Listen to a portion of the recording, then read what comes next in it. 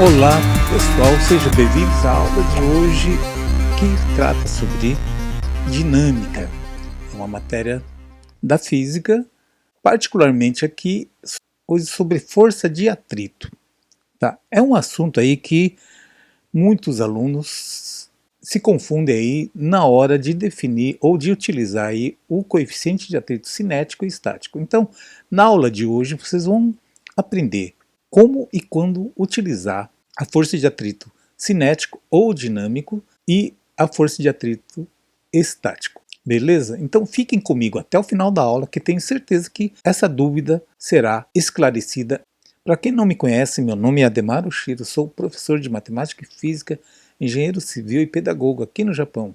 E deixo mais detalhes aí na descrição deste vídeo, onde também comento outros assuntos relativos à aula. Caso você ache essa aula aqui interessante, já deixa feita a sua inscrição, indica aí aos teus amigos e também, se gostar da didática, da dinâmica da aula, já deixa dado o seu like, que é muito importante para o nosso canal. Já deixa ativado também o sininho para estar recebendo aí semanalmente novas aulas, até porque essa aula aqui terá uma sequência enorme aí de exercícios, ok? Vamos então à nossa aula de hoje, vamos lá. Bom, como todo exercício, gente, é necessário fazer aí um esquema. Esse desenho aqui não fazia parte do enunciado, tá?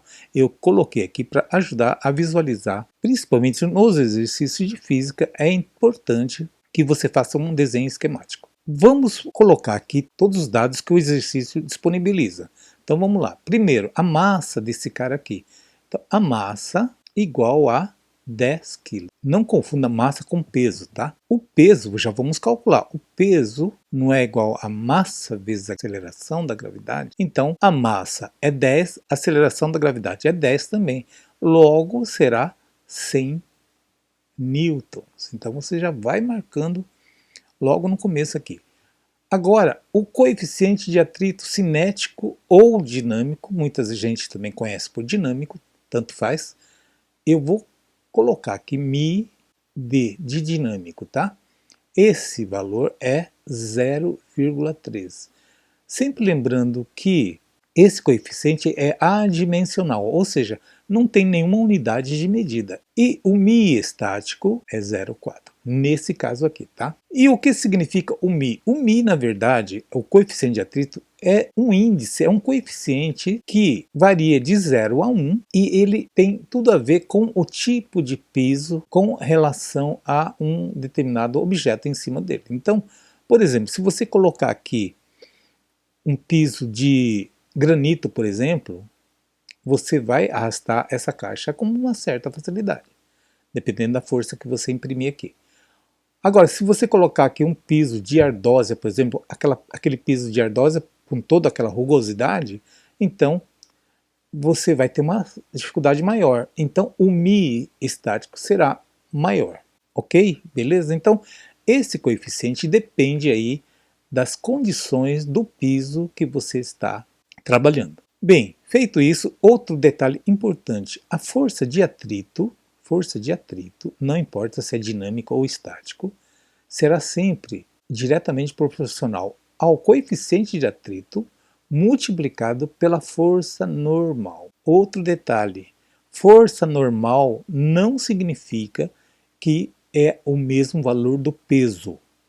Coincidentemente, nesse caso, ele é igual ao peso, mas isso porque a somatória das forças verticais tem que dar zero. Então, se o peso está puxando para o centro da Terra com 100 newtons, a força normal está equilibrando essa força peso com 100 newtons também. Se um dos dois for maior, ou vai afundar ou ele vai subir.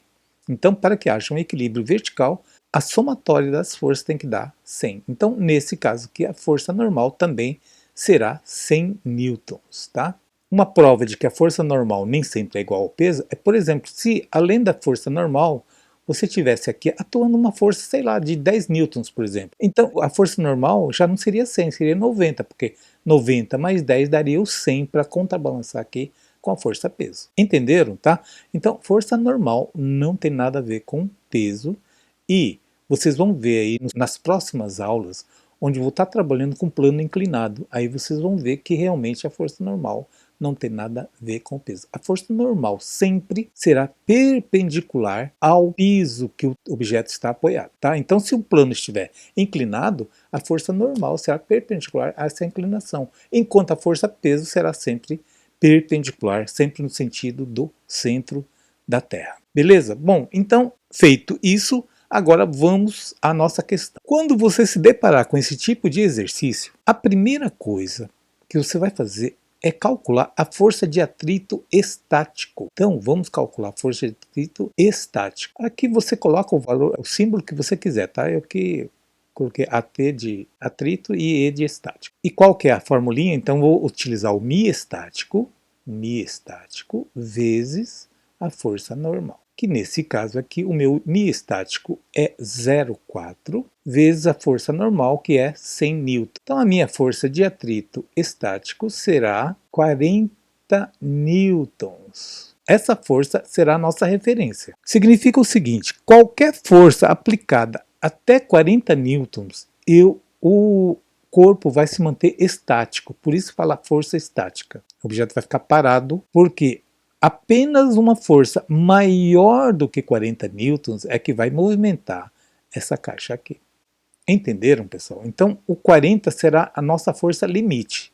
Abaixo de 40, menor ou igual a 40 newtons, o corpo não se movimenta. Acima de 40 newtons, ela vai começar a se movimentar. Então, vamos para o cálculo. A minha questão A pergunta o seguinte: se eu aplicar uma força de 20 newtons, o que vai acontecer? Bom, gente, muitos alunos, mas muitos mesmos, na sala de aula, eles me respondem as mais variadas respostas. Mas observa uma coisa, olha só, se eu tenho esse corpo, eu sei que com 20 newtons, com essa força de 20 newtons, a caixa não vai se movimentar, porque eu não atingi os 40. Então, olha só, essa força de atrito que se opõe,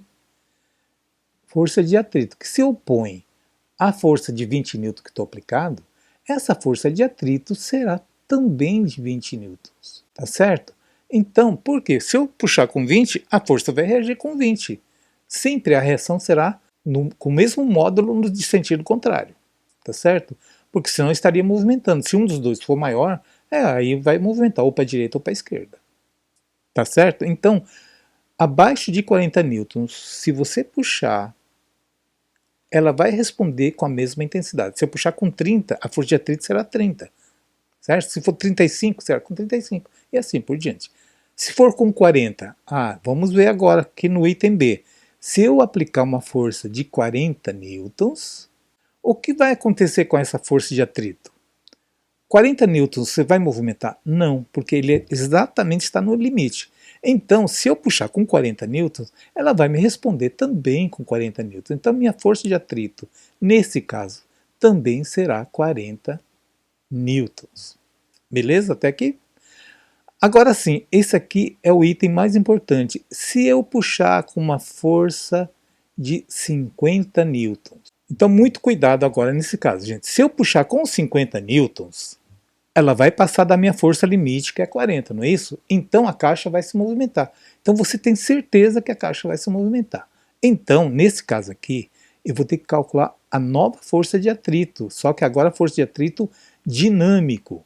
Aí você vai aplicar agora a definição de força de atrito, porém com um mi cinético, então um mi dinâmico, que é 0,3 vezes quem? Vezes a normal, que não muda, que é 100 newtons.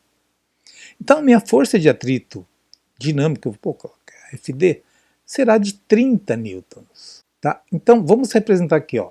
Então, eu estou com essa caixa, eu estou puxando com uma força de 50 newtons e eu tenho uma força de atrito dinâmico que é de 30 newtons. É claro que há movimentação no sentido para a direita, não é isso? Então, agora vamos recordar aí a segunda lei de Newton, que dizia o quê? Que a resultante de uma força num determinado objeto é igual à sua massa vezes a aceleração desse conjunto aqui. Então, cuidado, muita gente utiliza essa força aqui como se fosse 50 nesse caso aqui. Não. Essa força aqui é a resultante de todas as forças aqui nesse corpo. Quais são as forças aplicadas? 50 para a direita e 30 para a esquerda.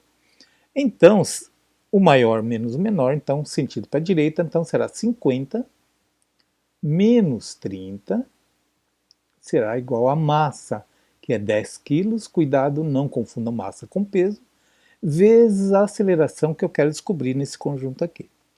Então aqui vai ficar 50 menos 30, vai dar o quê? 20 newtons igual a 10 vezes a aceleração. Ora, então a aceleração será igual a... O 10 está multiplicando, vem para cá dividindo. Então 20 dividido por 10, corta, igual a 2. Então a aceleração que esse conjunto vai adquirir será de 2 metros por segundo ao quadrado. Então, a força de atrito nesse conjunto será de 30 newtons e a aceleração desse conjunto será de 2 metros por segundo ao quadrado.